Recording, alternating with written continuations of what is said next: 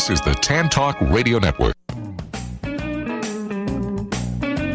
Welcome to Moments of Clarity with Tiffany Werner, licensed mental health counselor in the state of Florida.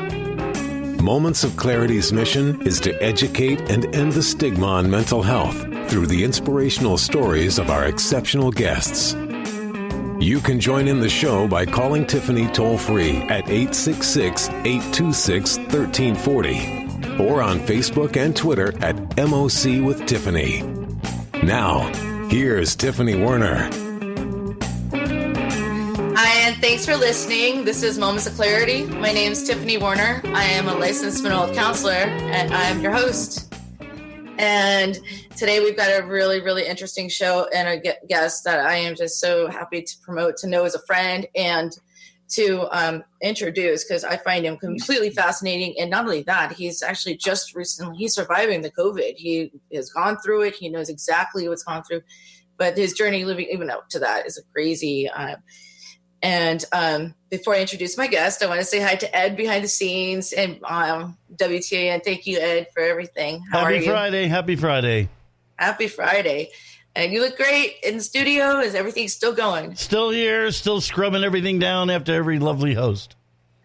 Yeah, well, after you hear today's story, I'm sure you're going to scrub twice as hard. So just letting you know, this is the real deal. So, yeah, so just... Am I going to have to clean the computer after this one? You might want to double clean everything. I don't know. Feel free to chime in when you want, okay? Okay. And I want to say hi to Ryan Moulton behind the scenes doing the special effects and everything as well. Thank you for all you do and for everybody in the MOC team. So, okay, let's get this started. So my guest today is a music producer and a remixer for a club and radio DJ for 37 years.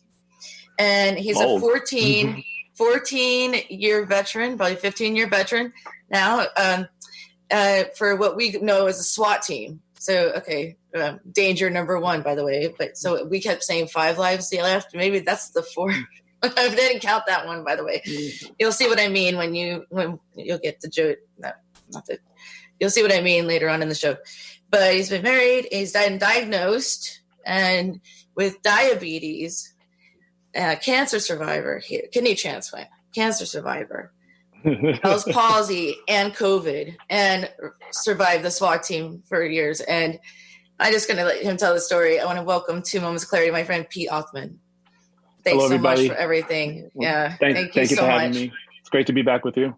I was so worried like before, because even after I interviewed you last year before the COVID, I was like so happy that you're still with us. And then, it's and then I'm like, where have you been? And you're like, Tiffany, no kidding, I got the coronavirus. I'm like, no. And I was so worried. I was upset. Actually, Ed, if you remember, I wanted to do a replay because I didn't want to come in the studio. I was so sad.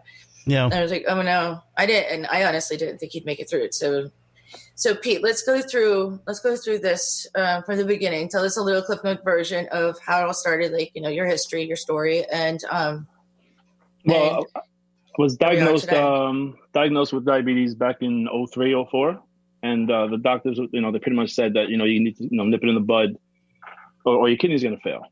So but my family history, I think all my uncles lost their kidneys. I think it was more family versus diabetic. But then again, if you have both, it's not, it's gas to the fire. And so in early of 15, like January, I got a new doctor and got the blood work. And she sent me straight to the hospital, said your kidneys are failing. My creatinine, which is the actual function of your kidneys, was at like 7, 8, 7, 9.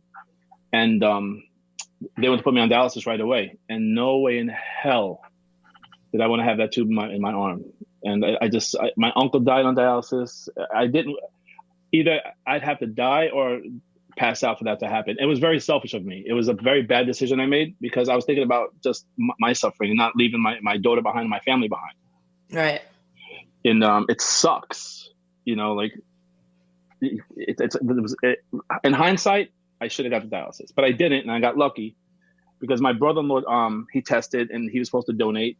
And a week before donation, the doctors called him saying he had kidney stones, which took him right off the donor list. And that was an in-law, right? Yes. Yes. So that's the fascinating part of this story is that two of your in-law, right? Yes. Yes. That's the fascinating part of this story, is that two of your in-laws offered a kidney. Right. Not even biological, like through marriage. No, not even. But how great you are. And being O positive, you can give to anybody, but receiving something, it's the worst blood type to have. I can give anything to anyone, but to receive, it's like 1 out of 1,000, 2,000 people. Right. So then when we put it out there that David, my brother-in-law, couldn't donate, my sister-in-law, Tina, which is my brother's wife, she said, well, then it's my turn. And I didn't even know she tested. I did not know she tested. And so that was in July, and August 7th, we were on the table swapping, give me your kidney. And that's part one. Yeah. And and that's Tina, right? That's Tina. Yeah. Yeah. I've talked to her before. She's a very, very wonderful lady. And awesome. And actually works with public service too. And so without even flinching, she gave you the kidney, and it worked. It took a good fit. The funny part of the story that you guys told me too is that there's different characters that you guys see, characteristics that you see in each other. Like now. Yes. Well, I never liked wine, and I was never really outgoing. And after I got a kidney, I liked wine, and I'm like talking. I'm the biggest flirt out there. But and carry a purse and red heels. Yeah. Purse and red heels. That's my night outfit. But it was such a good fit where I was on, when they first transplanted me, I was on roughly about 22 pills. And now I'm on 2 pills during the day, 2 and 2 of each. And at night, 3, 2 and 1 of each. So it's like, it's almost the perfect match. And, zero relation. She's a woman. She's small. I'm half Arabic, half Italian. She's full Italian. So there's no the genetic connection. Yeah, like no rhyme or reason. It's just fate. No. So it just worked. And even with trying to take care of myself the whole time, like the diabetes caught back up. I started to gain weight because of I was insulin dependent, and that's what led me to get the stomach surgery 4 years later, which they discovered the cancer during surgery. So you were getting a stomach surgery to like a stomach wrap or gastro bypass or something like that. It's called the sleeve, the stomach sleeve operation. A sleeve, okay. They just sew like 3/4 of your stomach down, and it's not functional anymore. So and it was. I forgot about that. And everything, that's something big, but even with everything else you've gone through, you forgot about that too. It was crazy. I was running 5 to 7 miles a day and not burning any weight. But I was on so much insulin, the insulin stores the fat, and you could run marathons and not lose weight. And I was up to like 317 pounds. It was horrible. I was wearing 3X, and that was getting tight. So I was sitting with my kidney doctor at an appointment, and I was like, "Listen, doc, this is screwed up here. I'm going to lose. What am I doing? I couldn't even tie my shoes. It was bad." And so at the end of the day, he's like, "Just go, just in a nonchalant, just get your stomach stapled, like in a total joking way." And from there, 6 months later, I was on the operating table with Dr. Dosimo, and I didn't know they found the cancer until 3 days after the surgery. So they were in there to just do something, like a sleeve to help you lose weight, and they find a tumor. What kind of tumor? Operation. It's called a GYST, GYST. And the funny thing is, it never picked up on any CAT scan, X-ray, nuclear, MRI, nothing. It didn't pick up on none of that. And because I had to get all that done before the surgery. Right.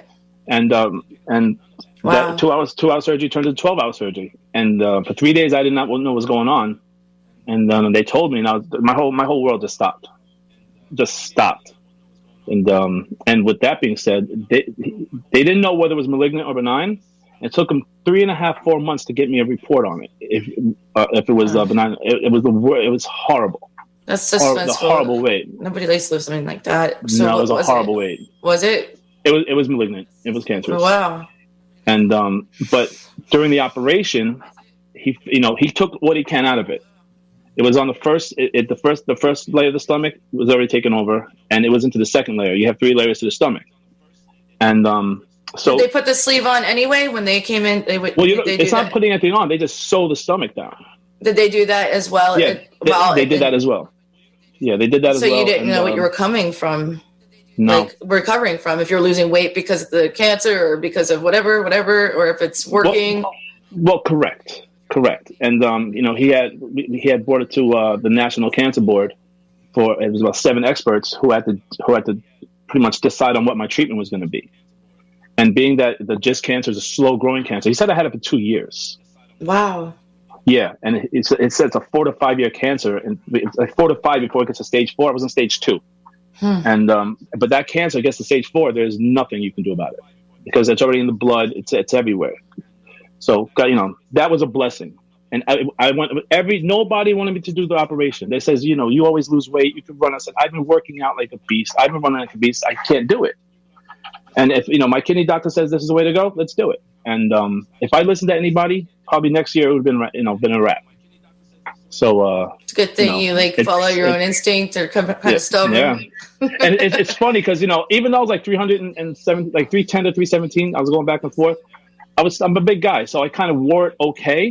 But because when I went to the bariatric center, people were like 400 or 500 pounds. They looked at me like, "Oh, you think you're fancy? Why do you need the surgery for?" It was really, really awkward because they were. Yeah, but you felt uncomfortable. Well, you felt uncomfortable if you can't tie your shoe and everything. But walking into those meetings, because you have to have 10 meetings before surgery, I was like a toothpick compared to people that were there. And they're like, and you don't know if it's an insurance, because a lot of people they pay for it to happen because they want to just do it to be vain. So I don't know if they thought I was one of those people, but it was actually my health reasons. So at the end of the day, nobody wanted me to do it. Not one person wanted me to do it. Like your family and friends and nobody, not one person, and did it, and it was a blessing in disguise. So. Because you would have not found the cancer. No, and it's not like I don't have it. I do have, but it's so slow growing that they're going to monitor it. I'll always have it.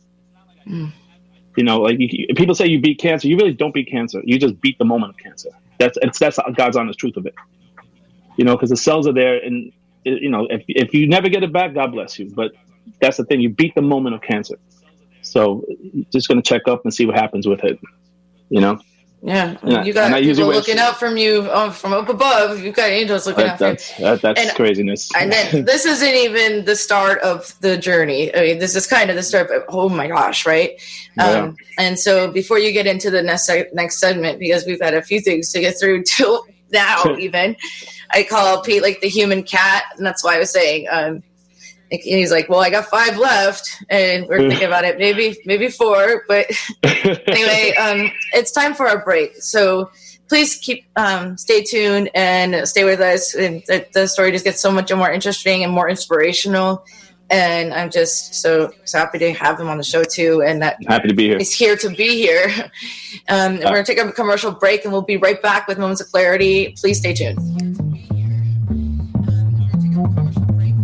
You're listening to Moments of Clarity with Tiffany Werner. We welcome your input at 866-826-1340. Tiffany will be right back after this.